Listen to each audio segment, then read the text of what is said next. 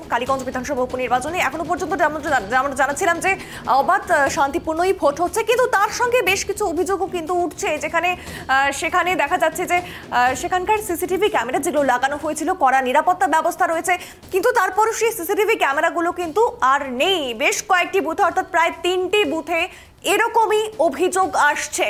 আর জানিয়ে রীতিমতো প্রশ্ন উঠতে শুরু করেছে যে এখনই যদি এরকম হয় তবে সময় আরো এগোচ্ছে। তবে যদিও যেমনটা জানালো আমাদের প্রতিনিধি অবদীপ, কিন্তু জানিয়ে দিল যেখানে নিরাপত্তা বাহিনী যারা রয়েছে, কেন্দ্রীয় বাহিনী, তারা কিন্তু এবারে আর চুপ করে থাকবে না, তারা কিন্তু যথাযথ ব্যবস্থা নেবে। যেখানে দেখতে পাচ্ছেন প্রার্থী তালিকা তৃণমূলের তরফে রয়েছে আলিফা আহমেদ, বিজেপির তরফে রয়েছে আশিস ঘোষ এবং কংগ্রেসের তরফে রয়েছে কাবিল উদ্দিন শেখ। আরো বিস্তারিত কথা বলবো এই সমস্ত বিষয় নিয়ে। আমাদের সঙ্গে রয়েছে টেলিফোন লাইনে অধ্যাপক ঝন্টু বড়াই। ঝন্টু বাবু, আপনাকে অনেক অনেক স্বাগত ট্রাইব টিভি বাংলায়। যেই ছবি আমরা ইতিমধ্যেই দেখাচ্ছি, কালীগঞ্জ বিধানসভা উপনির্বাচন একদম শান্তিপূর্ণভাবেই রয়েছে। কি মনে হচ্ছে কোন দিকে যাবে ভোটের ফলাফল, জয়ের মুকুট কোন দিকে যাবে এবং ভোট সুইং কি হতে পারে সংখ্যালঘুদের? না, প্রথম কথা, উপনির্বাচনগুলো সততই একটা ট্রেন্ড নিয়ে চলে, সেটা হচ্ছে শাসকের দিকে থাকে। যতই হোক, খুব exceptional of the exceptional Balagarh একটা সময় সিপিএম এর শেষের দিকটায় একটু এক্সেপশন হয়েছিল, কিংবা আপনি যদি সাগর দিঘি দেখেন একটু আলাদা হয়েছিল, সেটা একদম এক্সেপশনাল পার্ট। কিন্তু সচরাচর আপনি লোকসভা নির্বাচনের পরে এখনো পর্যন্ত যে 10টি উপনির্বাচন হয়েছে রাজ্যে, 10টিতেই কিন্তু তৃণমূল জয়যুক্ত হয়েছে। শুধু নয়, মাদারিহাটের মতন ট্র্যাডিশনাল বিজেপির সিটটিও পর্যন্ত কিন্তু বের করে নিয়ে আসতে সক্ষম হয়েছে তৃণমূল। এবার প্রশ্নটা হচ্ছে, এবার ভোটে কি হার জিতের অঙ্কটা হবে? আমার মনে হয় না। যুযুধান 3টে গোষ্ঠী আছে। প্রথম, শাসক, ওখানে এক্সিস্টিং যাদের বিধায়ক ছিলেন, যার যেই বিধায়ক গত হয়েছেন, যার সম্পর্কে ওয়াকফ সম্পত্তি 9/6 দখল করে রাখার একাধিক কেন্দ্রীয় রিপোর্ট জমা পড়েছে শেষ কয়েক মাস আগে, ওনার মৃত্যুর পরে টালিগঞ্জে। তার মেয়ে দাঁড়িয়েছে, তার প্রতি একটা আবেগ আছে, প্রথম কথা। দ্বিতীয়, ওই সিটটা 57% সংখ্যালঘু অধ্যুষিত, 56 পয়েন্ট সামথিং, দ্যাট ইজ 57% সংখ্যালঘু। ফলে এ রাজ্যের লাস্ট 11 সালের পর থেকে যে ট্রেন্ডটা প্রতিদিন বেড়ে চলেছে, যে সংখ্যালঘু অধ্যুষিত পার্টগুলো পুরো কনসলিডেট করে দেয় শাসক দলের শিবিরে ভোটটা। আর যেখানে সংখ্যালঘু সম্প্রদায় মেজরিটি নয়, মাইনর, সেখানেও সেই ভোটটা কিন্তু তারা কনসলিডেট করে। এটা যেমন একটা দিক, ঠিক একইভাবে মাথায় রাখতে হবে ওই অংশগুলো, বিশেষত বরচাঁদ ঘর, হাটগাছা, মীরা 1, মীরা 2, দেবগ্রাম, জুরানপুর, পানিঘাটা, ফরিদপুর, কালীগঞ্জ, পলাশী 1, পলাশী 2, গোবরা, মাটিয়ারি, এই যে 13টা পঞ্চায়েত, মানে কৃষ্ণনগরের 15টা ওই পাশে 15টার মধ্যে 13টা পঞ্চায়েত, গ্রাম পঞ্চায়েত সমিতি নিয়েই এই বিধানসভাটা। এটাই কিন্তু ওপার বাংলা থেকে বিতাড়িত বলুন বা জীবন জীবিকা বাঁচাতে বলুন, 14.43% কাছাকাছি, মানে 15%, সে সংখ্যাটা এখন অনেক বেশি হবে আরো, যে একটা শিডিউল কাস্ট যারা মতুয়া, নবশূদ্র মতুয়া সম্প্রদায়ের লোকজন কিন্তু এখানে আশ্রয় নিয়েছে। এবং এই অংশটা কিন্তু একদম 11 সালের পর থেকে কোন নির্বাচন থেকে কিন্তু একদম রেজিমেন্টেড বিজেপির ভোটার। আপনি খেয়াল করে দেখুন, যে 16তে 3% ভোট থেকে ওখানে কিন্তু বিজেপি গ্র্যাজুয়ালি বাড়তে বাড়তে অলমোস্ট 33% কাছাকাছি ভোট রেস্টোর করে ফেলেছে ওখানে বিজেপি। এই সংখ্যাটা কিন্তু হিন্দুদের একটা বড় অংশের লার্জ প্রপোর্শনের ভোটার। ফলে লাস্ট 2021-এর নির্বাচনে যেখানে তৃণমূল 53.35% ভোট পায়, সেখানে দ্বিতীয় স্থান দখল করে 1 লক্ষ ভোট পিছিয়ে থেকে, 1 লক্ষ প্লাস ভোট, 33% কাছাকাছি ভোট পায় বিজেপি। ফলে বিজেপি হিন্দু ভোটটাকে যে কনসলিডেটে নিজের কাছে রাখবে শুধু নয়, আপনি লোকসভা নির্বাচনে ওখানে সিপিএম এর প্রার্থী কংগ্রেসের সমর্থনে ভোট পেয়েছিল 18%, অর্থাৎ 2,33,000-এর কাছে পিঠে এই ভোটারের মধ্যে 18% বা 20%, মানে প্রায় 45,000-এর মতন ভোট সিপিএম ওখানে ইয়ে করেছিল। সেই ভোটটা কোন দিকে যায়?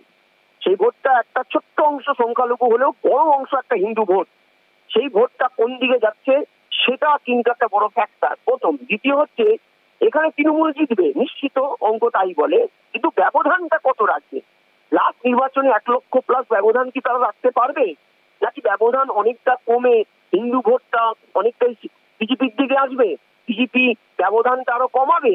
এইটাই কিন্তু এখন শাসক এবং প্রধান বিরোধীদের one of the best target. আর দ্বিতীয় হচ্ছে সিপিএম এখন এবার প্রার্থী দেয়নি, সমর্থন করেছে কংগ্রেসকে। এই ভোটটায় আগের যে লোকসভা নির্বাচনে 18% কাছে পিঠে ভোটটা জোটে কংগ্রেস সিপিএম বা বামেদের ভোট, এই ভোটটা কতটা তারা সুরক্ষিত রাখতে পারছে, নাকি ভোটটা পুরো ঘর বাপাতি হয়ে বিজেপিতে চলে যাবে, সেইটা কিন্তু সিপিএম এর থেকে টার্গেট। অর্থাৎ তিনজনের টার্গেটের জায়গাটা 26-এর ড্রেস রিহার্সালের নিরিখে কিন্তু একটা উল্লেখযোগ্য ভোট, এবং 26-এর নির্বাচনের আগে এটাই কিন্তু সম্ভব হলে শেষ ভোট। ছোটবাবু, আপনি একটু থামাচ্ছি, আরেকটি বিষয় জানতে চাইবো। 1951 থেকে প্রায় 40 বছর সেখানে কংগ্রেসের একটা ডাক ছিল, অনেকটা শক্তিশালী ছিল। আর এবারে ডান বাম জোট একসঙ্গে, কংগ্রেসের ঠিক ফলাফল ঠিক কিরকম, কোন দিকে যেতে পারে, কি মনে করা হচ্ছে, কি পজিশন হতে পারে? দেখুন, কংগ্রেস মূলত ভোটে যদি থাবা বসাতে পারে বাম সমর্থনে, আমি খুব একটা বেশি আশাবাদী নই যে লোকসভা নির্বাচনের নিরিখটা আলাদা, বিধানসভাটা নিরিখ সম্পূর্ণ আলাদা। বিশেষ করে বাংলাদেশ ইস্যু কিংবা আপনি নিকটবর্তী মুর্শিদাবাদের, লাগোয়া মুর্শিদাবাদের শামশেরগঞ্জ, মোথাবাড়ি, মালদার এইসব ঘটনায় যে সাম্প্রদায়িক হিংসাটা ভয়ানক রূপ নিয়েছে, তাতে আমার মনে হয় না 18%-এর ভোট যে জোটের ছিল তারা ধরে রাখতে পারবে, বরং এটা অনেকটাই কমবে এবং একটা বড় অংশ চলে যাবে বিজেপির কাছে, আর একটা অংশ তৃণমূলে ব্যাক করবে, সেটা সংখ্যালঘু ভোটটা। এটা একদম কার্যকারী সত্য জেনে নিন। আমার কথাটা হচ্ছে এই ভোটে কিন্তু অ্যাসিড টেস্টটা হবে মূলত শাসক এবং প্রধান বিরোধী বিজেপির মধ্যে। এই লড়াইটা কিন্তু তাদের দুজনের মধ্যে স্প্রেড আউট হচ্ছে, ফলে এই ভোটটা 26-এর অঙ্কে তাকিয়ে একটা ডেথ রিহার্সাল, এখানে ভোটে জেতা হারাটা ইম্যাটার। কারণ উপনির্বাচন প্রথম কথা শাসক জেতে, দ্বিতীয় কথা এবারের অঙ্কেও শাসক যোজন এগিয়ে। প্রশ্নটা হচ্ছে শাসক কতটা 1,00,000+ মার্জিন কি ধরে রাখতে পারবে। দ্বিতীয় প্রশ্নটা হচ্ছে বিজেপি কি এই ডিফারেন্সটা কমিয়ে আরো অনেক বেশি হিন্দু ভোটটাকে কনসলিডেটেড করতে পারবে। ইতিমধ্যে 13টা গ্রাম পঞ্চায়েত, মানে 13টা ওয়ার্ডে কিন্তু বিজেপি স্থানীয় নেতাদের পাশে যে অসীম বাবু বিধায়ক, অমুক বাবু বিধায়ক, সবাইকে দায়িত্ব ডিস্ট্রিবিউট করে দিয়েছে যে আপনারা মাটি কামড়ে পড়ে থাকুন। আবার তৃণমূলও কিন্তু পিছিয়ে নেই। দেখবেন এই ভোটটা একটা উল্লেখযোগ্য দিক হচ্ছে, তৃণমূল কিন্তু কোনো উচ্চ নেতা কলকাতা বা অন্য প্রান্তের হেভিওয়েট নেতাদের খুব একটা বেশি যেতে দেয়নি, মূলত গিয়েছে ফিরাদ হাকিম কিছু দিনের জন্য। দায়িত্বটা রয়েছে একদম স্থানীয় নেতাদের কাছে।